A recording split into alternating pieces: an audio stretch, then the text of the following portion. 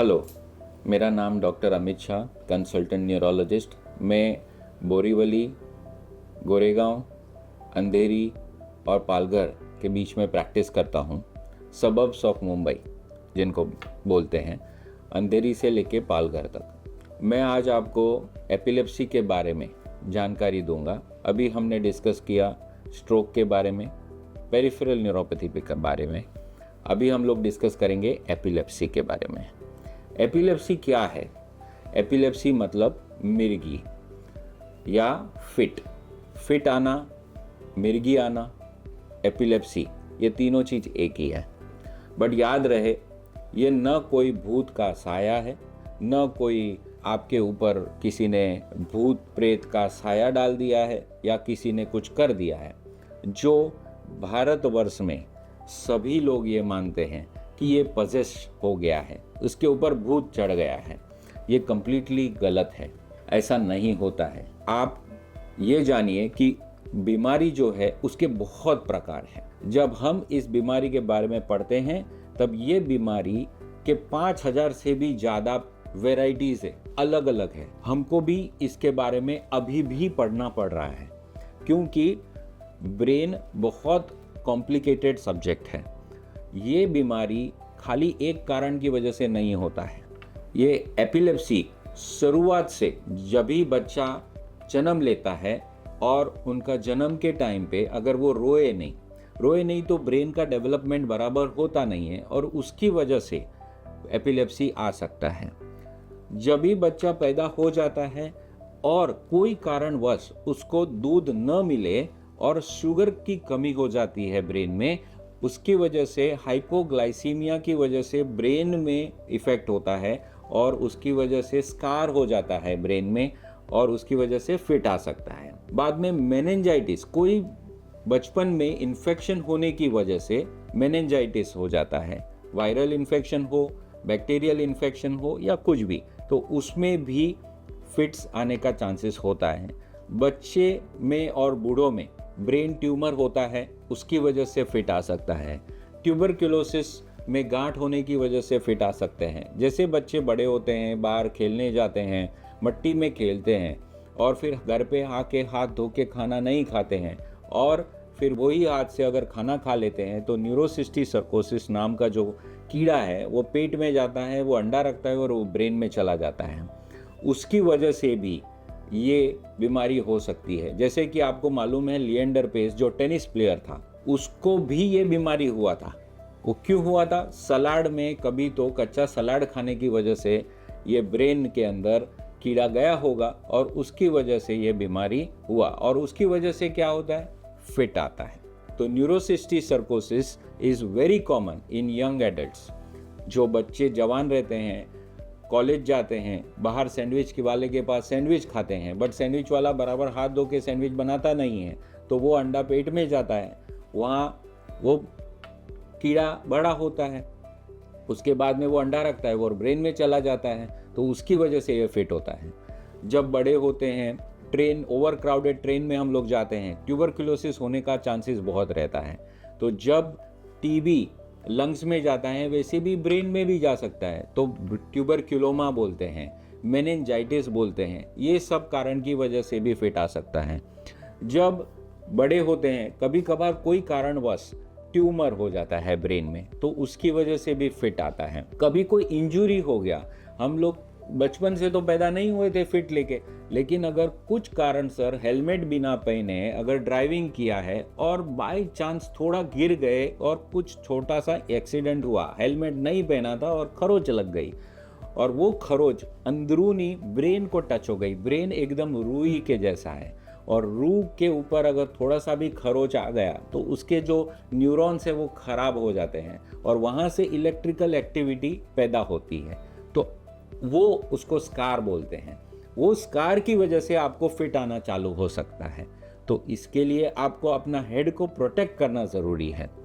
जैसे बचपन में माँ बच्चे को लेके घूमते हैं, लेकिन बाई चांस अगर उनको वो आदत नहीं है और बाई चांस किसी बच्चे ने वो छोटे बच्चे को हाथ में ले लिया और गिर गया और उसकी वजह से ब्रेन में इंजरी हो गया, तो उसकी वजह से भी ये एपिलेप्सी होता है, जिसको स्कार एपिलेप्सी बोलते हैं।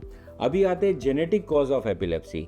अगर माँ को फिट है, पापा को फिट है, तो बच्चे को फिट आने का चांसेस भी होता है।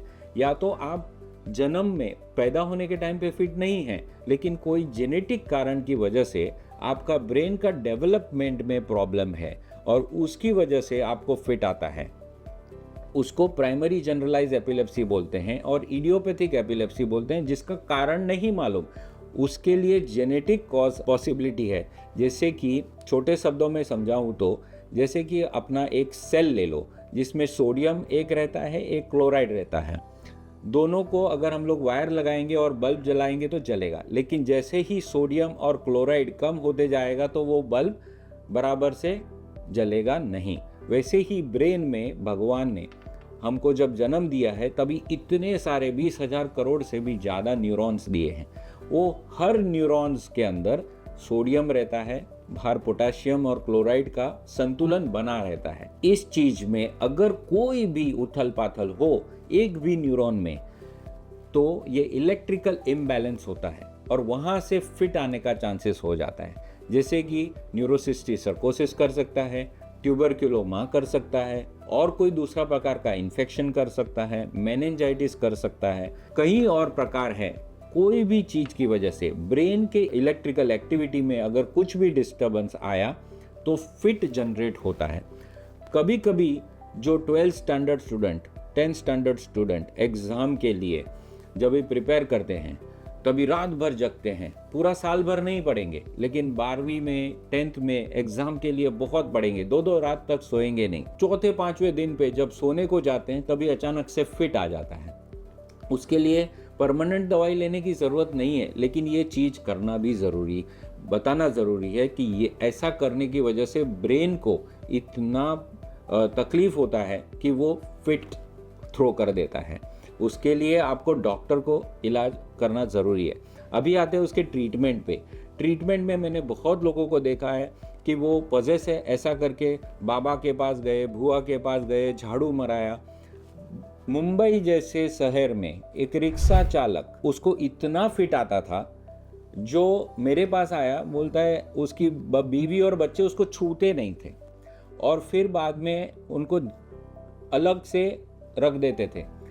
जब मेरे पास आए मैंने बोला ये फिट का बीमारी है, दवाई चालू करो ठीक हो जाएगा। जब दवाई चालू किया उसको आज तक फिट नहीं आया, जिसको 7 साल हो गया है। उसके बीवी बच्चे बोलते हैं हम लोग को तो ये बताया गया था कि ये कोई भूत है, हम लोग बाबा के पास गए, ये मुंबई सिटी के अंदर हो रहा है। तो ये आप सोच सकते हो कि पूरे भारतवर्ष में इंटीरियर में कितने लोग ये बीमारी के बारे में इस तरह सोचते हैं। वो सोच को हमको मिटाना है, ओके।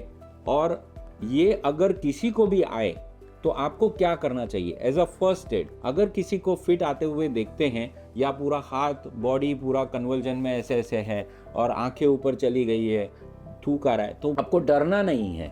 आपको पेशेंट को एक साइड पे सुलाना है, उसके सिर के नीचे कुछ तकिया या कुछ रखना है और वो फिट को जाने देना है, उसको पकड़ना नहीं है। फिर उसके बैग में या उसके पास कोई दवाई अवेलेबल हो तो उसको देना है, या तो नज़दीकी अस्पताल में लेके जाना है। जैसे ही उसका फिट चला जाएगा वो होश में आ जाता है, उसके पास अगर कोई दवाई है तो उसको तुरंत देना है। फिट बार बार आ रहा है तो ज़रूरी उसको बाजू के नज़दीकी अस्पताल में लेके जाना चाहिए, उसके रिलेटिव को इन्फॉर्म करना चाहिए। लेकिन मुंह में उंगली नहीं डालना चाहिए, उसके मुंह को खोलने की कोशिश नहीं करना चाहिए, मुंह के अंदर चम्मच नहीं डालना चाहिए, झाड़ू नहीं मारना चाहिए। कांदा सूंघाना, चप्पल सूंघाना बहुत ही कॉमन है, ये अवॉइड करना चाहिए। अगर आपको ये बीमारी लगता है कि बहुत ही भयंकर बीमारी है, नहीं, ये भयंकर बीमारी नहीं है। इसके साथ कोई भी प्रकार का खेल भी आप खेल सकते हो, क्रिकेट भी खेल सकते हो। अगर आपको जॉन्टी रोड्स के बारे में मालूम है, जो साउथ अफ्रीका का फील्डर है, बहुत ही अच्छा फील्डर रह चुका है, वर्ल्ड नंबर 1। पहले वो रग्बी खेलता था, बट जब उसको मालूम पड़ा कि उसको फिट्स का बीमारी है तो वो रग्बी नहीं खेल सकता है। तो डॉक्टर को पूछा कि कौन सा मैं खेल खेल सकता हूँ, because he was very good at sports.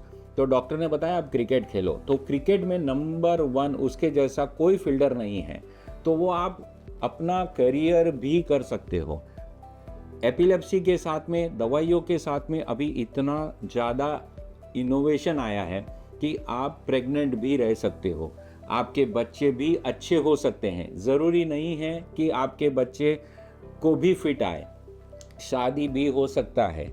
और मेरे ऐसे पेशेंट हैं जिनको हमने 12 साल की उम्र में दवाइयाँ चालू की थी, अभी उनके बच्चे भी 15 और 16 साल के हैं और उनको कोई प्रॉब्लम नहीं है बच्चों को। और वो पेशेंट जो है बोलते हैं कि हम दवाई चालू रखेंगे क्योंकि हमको मालूम है हम दवाई नहीं लेंगे तो फिट आ जाएगा। इसी तरह अगर किसी को भी एपिलेप्सी है तो उसका दवाई कभी भी मिस नहीं करना चाहिए, क्योंकि उसका डोज हर 12 घंटे में अगर ज़रूरत है तो 12 घंटे में अगर आपने डोज नहीं लिया और एक डोज भी मिस कर दिया तो आपको फिट आता है। बहुत लोग आते हैं बोलते हैं कि हमने एक डोज मिस कर दिया फिर भी क्यों फिट आया, क्योंकि अपना बॉडी का न्यूरॉन्स का मैकेनिज्म ऐसा है कि उसके अंदर ये दवाई की मात्रा खाली 12 घंटा ही रहती है। ऐसा कोई भी दवाई बना नहीं है कि आपने खाया और जीवन भर चले। तो इसीलिए आपको जिस तरह से डॉक्टर प्रिस्क्राइब करते हैं वैसे आपको दवाई लेना है। अगर बाय चांस आपको 12 घंटे में मतलब दिन में 2 अगर गोली बोला है लेने के लिए, लेकिन आपको रात को जगना है, कोई पार्टी में जाना है, तो मैं ये एडवाइस करता हूँ कि ऐसे सिचुएशन में एक मेडिसिन एक्स्ट्रा लेने से कोई प्रॉब्लम नहीं होगा, लेकिन फिट आना नहीं चाहिए। अगर आपको ट्रैवलिंग करना है तो आप 2 की जगह पे 3 मेडिसिन लो 7 दिन के लिए, जब वापस आ जाओ वापस एक दवाई कम कर दो, वो ज़्यादा अच्छा रहेगा। क्योंकि अगर आप किधर बाहर गाँव गए हो, दवाई का स्टॉक पूरा नहीं है, दवाई मिस कर दिया और अगर वहाँ पे फिट आ गया तो सब आपके साथ में जो हॉलीडे मना रहे हैं वो भी बेचारे डर जाएंगे। तो ये छोटा सा एपिलेप्सी के बारे में मैंने आपको बताया, ये आपको बहुत ज़रूरी है। पहले मैंने कॉजेज़ बताया, उससे आपको डरना नहीं है, दवाई लेना है, दवाई डॉक्टर के पास बराबर से जाके लेना है। और इसके बारे में भूत प्रेत और दूसरा जो भी मिथ पूरे भारतवर्ष में है उसको आपको जागरूक करना है, लोगों को बताना है कि ये बीमारी कंप्लीटली क्योरेबल और ट्रीटेबल हो सकता है।